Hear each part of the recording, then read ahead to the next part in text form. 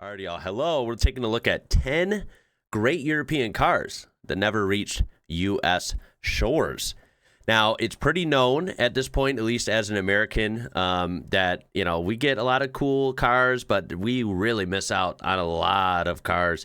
We miss out on certain specs or trim levels that other countries get of cars we do have, or we just straight up don't have a lot of make and models that other countries do get. So I believe these are mostly modern cars. We've looked at certain lists kind of like this. I think they had to do with maybe older vehicles or brands as a whole. But yeah, we're going to take a look at this list. Let me know if these are cars that you see a lot and maybe you even own one of these or have driven one. And of course, on the flip side, maybe let me know if there's certain cars that you don't have in your market that you really like and you wish you did. All of these I'm pretty sure will be interesting. And of course, I will never get the chance to own one of these here, at least not for a long time.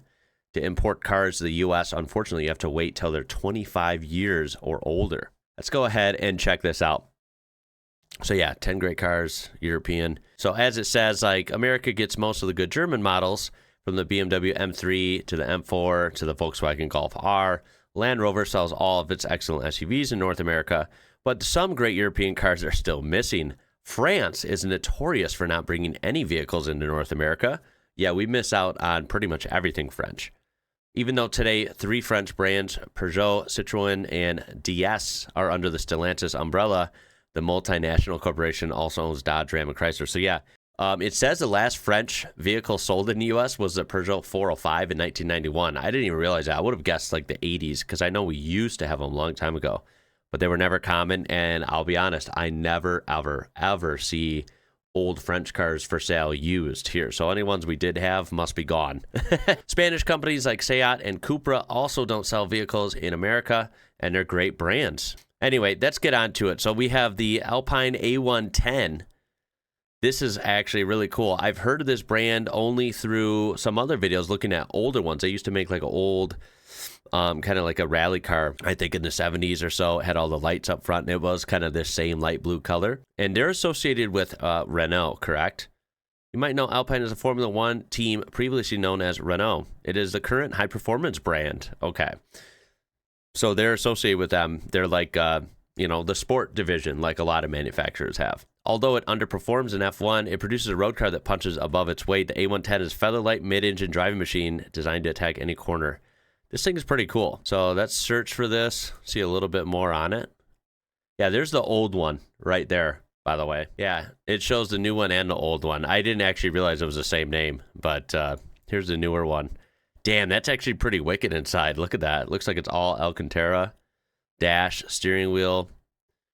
Pretty nice seats. Pretty slick interior. It looks really exotic. Straight up like racing pedals and stuff. It's kind of like bare bones, which I like. It's a serious car, like, it's made for performance. It's not trying to fool anyone. Wow, that thing is actually pretty cool. I'll have to look more into these cars, trust me, in future videos. Damn, does anyone know about these? Have you driven this? Kind of looks like a serious car. The interior is like way nicer than I would have expected. And I'm assuming, because it looks pretty small, it's also very lightweight. So it, regardless of what it has for an engine, it's probably fast. These cost around $80,000 US. Does that sound about right? Yeah, 2,400 pounds. Geez, that is super light. Wow. Will it be sold in the USA? Oh, it does say in 2027, perhaps. Wow. Of course, it'll be electric sports car. Are they still doing that? Oh, I'm not into the electric sports cars. I hate how all the famous nameplates are going full electric. It freaks me out. What's the 0 to 60 miles per hour or 0 to 100 kilometers per hour? 4.6 seconds. Yeah, that is serious fast. And it has a turbocharged 4-cylinder. Wow, that thing's really exotic. I mean, the only car I've driven similar to this was I got very lucky and got to drive an Alfa Romeo 4C. Because we do have those in the U.S., although they're quite rare. But I got to drive one, and it was really, really cool. Really fast, handled excellent. Again, kind of like that, very like high quality, but like bare bones inside. But everything that wasn't there was nice. I liked it. It was definitely a fun car. Maybe you agree, maybe you disagree. But for me, as someone who's never gotten to drive like a Ferrari or something like that, it felt like a baby Ferrari. At least that's what I told myself. It felt pretty exotic and It's an Italian sports car, so close enough. All right, back to the list. We have a Renault. What is that? A Megane RS. I've heard of this. Still haven't gotten to research this thing, but I'm pretty sure it's a very famous nameplate. This is one of the best hot hatches, I hear. You can only really go with Honda Civic Type R. Yeah, it's like the only super high performance hot hatch here. Otherwise, you have like, I'd say moderate performance hot hatches. Toyota Corolla GR they have here. They used to have the Ford Focus ST and the RS, Fiesta ST. There's some choices like that, but they're getting hard to come by again. A lot of them pulled out of that market. And I believe the hot hatch is still doing well, of course, in Europe, where it probably thrives the most.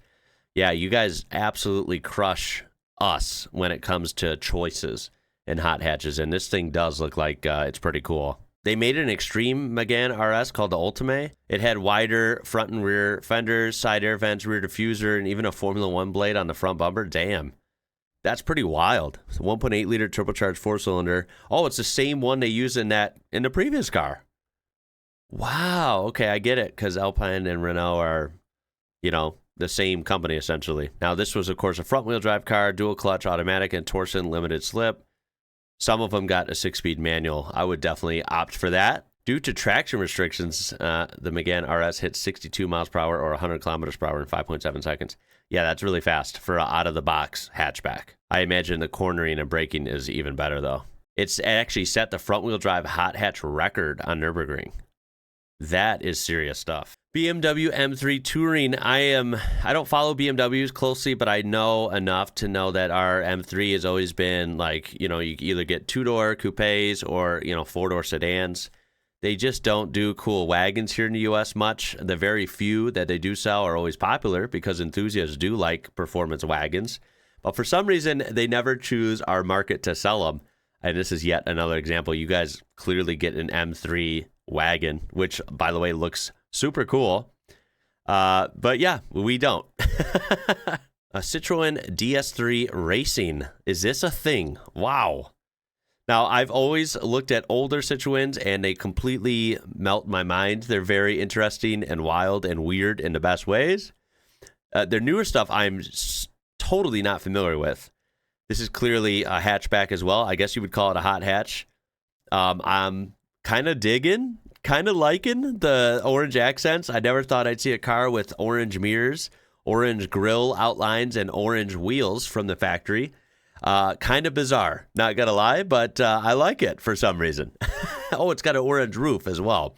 Like, if Halloween was a hot hatch, here you go. But I'd take it. This thing only weighs 2,500 pounds or 1,165 kilograms. It's smaller and lighter than most new vehicles sold in North America. Yeah, for sure.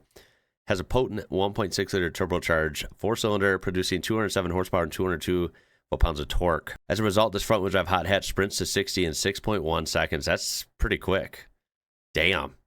Tops out at 146 miles per hour. This is serious stuff.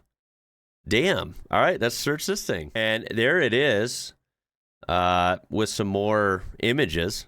Now, of course, I knew that they use these in rally. I mean, that thing is hella cool, right? Let's get real. That thing is freaking awesome. Seeing the different rally versions.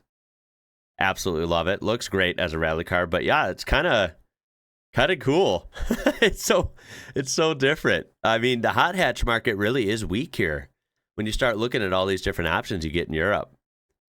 Wow. I mean, it makes sense though, right? Because I know fuel prices are a concern, taxes, road taxes, all these things. I know certain countries, you guys have taught me that you pay more if your car has bigger engines or weighs more or whatever. So like, it kind of makes sense that if, you want to have fun, you want to be, a car guy or a gearhead, and you want to have driving enthusiasm still, your best option is probably going with something like this. If you want to drive a muscle car or a big truck or something, it just doesn't make sense for most people in most European countries, and I get that. So yeah, you guys have a great selection naturally of hot hatches, and ours is pretty tame in comparison. Pretty cool interior on most of these as well. You get some carbon fiber, or maybe faux carbon fiber, I'm not sure, but you get that look anyway.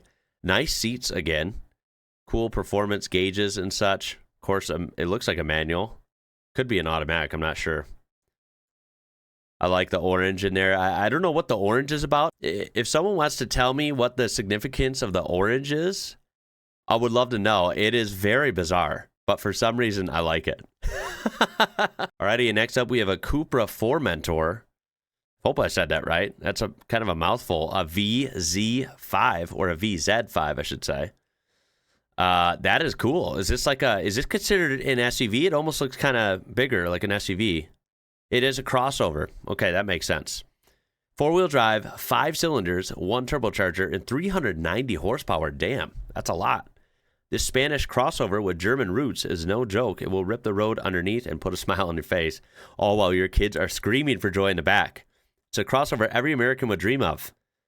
Well, we live the crossover life. We have a Subaru Ascent. I'm not sure what markets they sell those in, so you'll have to look it up if you're not familiar with it. I think everyone knows the Subaru Outback. The Subaru Ascent is same car underneath, same platform, whatever. It's just a little bit bigger, and it's more shaped like this. And it's fun. It's honestly fun to drive. It handles, I would say, like sort of well for a crossover. And, you know, it's pretty sporty. It's pretty quick. Although this thing looks like it'd be more serious and would be lots of fun. See, I didn't even know this. It's explained that Cupra is a performance sub-brand of Seat. So I've always heard of Seat. I didn't even realize Cupra was its own brand. I thought that was a car that Seat made. But no, that's like the performance division. So that's cool that this is a legit performance car. And it just happens to be a crossover. I like that it's a 5-cylinder too. That's always fun. What blows my mind is that this thing actually shares that engine with the Audi RS3. And I know Audi RS models are always serious, like always fast. And this crossover, if I'm reading this right, goes 0 to 60 in 4.2 seconds. That's insane. Our Subaru I was talking about is not that kind of fast. It's sporty, but it's not fast. That is fast. This would be an awesome crossovers. Most people make jokes here that crossovers aren't cool, right? They're like lame or they're like boring. Not when they're done like this. I think this thing looks pretty awesome. Honestly, it's kind of like the best way to do a crossover. The fact that it has the stats to back it up, you know, 7-speed dual clutch gearbox, no manuals offered, sadly, that sucks, but dual clutches are pretty great these days. You know, it's got the 4-wheel drive, you got big brakes, got cool styling, and the fact that, you know, that speed is wild. You're keeping up or beating most things on the road. This is the biggest surprise so far of the list. I kind of like this thing. All right, so let's look it up. Ooh, look at the back of it. Damn. Okay, I want this. Picture IWrocker, picture Ian in Europe, right? Insert country. This is the family car. I have a wife. I have 3 kids. I think we can fit them, 3, small kids. I think we can fit them across the second row here. Of course, my wife and I up front. This is awesome. I like the logo too. Like we just don't even get this brand. I like how it's kind of bronze, like goldish bronze. It looks classy and sporty at the same time. To me, what are your guys' thoughts on this? I think this is actually awesome. It's kind of a bold statement by Cupra here. Like, take a crossover that most people make fun of, right? People usually rag on crossovers, and no one's into them usually. But if you could take a crossover and actually make it cool like this, I think that's kind of impressive. And they've done that here, in my opinion. This thing is awesome. I mean, look at the picture here. Look at the exhaust. Look at all the suspension. Look at the fat tires. This thing means business. Damn. Okay, here's a video of one. This is the family car I would have in Europe. Here we go. Cupra Formentor.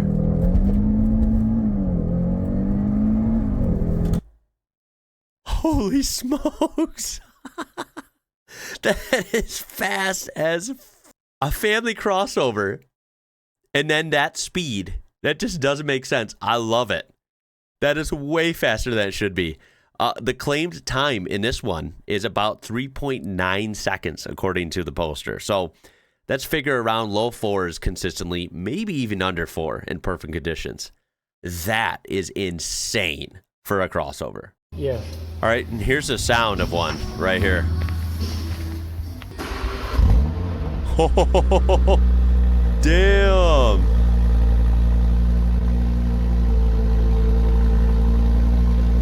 That thing is freaking awesome. Look at that interior. Dude, I want one. All right, it's confirmed. Europe does crossovers better than America. All right, moving on. We have the Dacia Duster. Now, I have had a video about this thing. I've had the pleasure of learning about it. I actually do love this. I think it's super cool.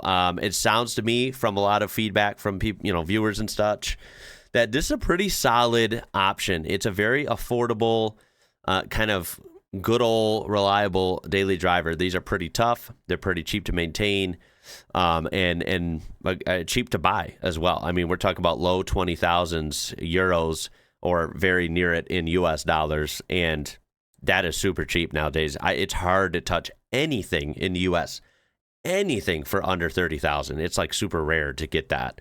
And if it is, it's a very cheap base model, smaller car than this. You can't even touch Civics these days, like a Honda Civic, for less than 30 in most cases. So yeah, this is, I think, is still a good car. A Citroen C6. I have a thing, doing videos on Citroens. Absolutely love these. I have not done one on this. I have not learned about this, but I'll tell you, first impressions, again, I like it. They're always weird. It is the most, in my opinion, the most unique manufacturer. They have a mind of their own. They have a design language on their own, which, by the way, the design language is just weird. Like, cars from certain brands nowadays, like, they all look the same across the whole model lineup. Not Citroen. Like, they're all different, but they're all somehow Citroens, right? They're so cool. A DS9. Now, this is... So this is part of Citroen, but it's DS, so it's another sub-brand. You'll have to let me know what that's about. Are these like luxury, or are these, high performance division? I'm not really sure. It looks almost like they're kind of a luxury or a premium brand. But yeah, this is pretty cool. Again, I like the logo. These cars are classy. You guys got a lot of nice kind of premium cars that we don't get in America. Then we have the Peugeot 508 SWPSE. What a mouthful. It is a wagon. The front is definitely bold. It's definitely out there. I think it could grow on me. First impressions, like, I guess from like here, rearward, it looks pretty good. Looks pretty sleek. I'm a little, it's a little like, whoa, a little much in the front. I think the lights are probably pretty cool at night. And this could grow on me. I would have to see it in person. Remember, some things, there are definitely some cars that look better in person, I've found, than they do online. This might be that. I'm not sure. And we have a BMW M550D X-Drive Touring. So another BMW wagon. And it's a diesel, and it's all-wheel drive. That sums it up right there. You have low-end torque and power. You can tow with this thing. You can kind of do whatever you want with it. Diesels are very, capable of a lot of different tasks. It's probably durable, I would guess. And of course, it is usually good on fuel mileage. Now, what's crazy about this one, it says that this is a 3-liter inline-six diesel with 4 turbochargers. How the hell does that work? Where do they put all the turbos? 400 horsepower and 561 pound-feet of torque. What a beast. Yeah, I am going to bet that we definitely don't get this one in the U.S. And that's actually going to do it for the list. We kind of got through that quicker than I thought. Very interesting, and I'm sure you could make 10 more and 10 more after that. Like, there are so many models. I've seen, Street View. I've seen videos, and there's so many cars I never recognize. So, this just scratches the surface, but I would love to hear your opinions on these cars and, of course, what other cars should have been featured here. I will say I'm kind of shocked that we didn't see any Škodas on the list, but I'm sure you know that I do know about them. I have driven an older Škoda and absolutely loved it. That is a brand we certainly miss out on. I do also realize that, they're part of VAG Group, and we essentially get sister car versions of most Škodas here in the U.S. And of course, there's different versions or features maybe we don't have in our version of the car. So yeah, that's another car, just brand I wish we had here. I would have to say my favorite from this list was that VZ5 from Cupra. I never thought I'd be saying the word favorite with crossover, but here we are. Thing was freaking awesome. If any of you have one of those or have driven one, please get a hold of me. Let me know how that was. That thing is freaking awesome. Anyway, I hope your day has been great. I really do appreciate you watching, and hopefully I'll see you in the next one. My name is Ian. You're watching IWrocker, and until next time, y'all, catch you later.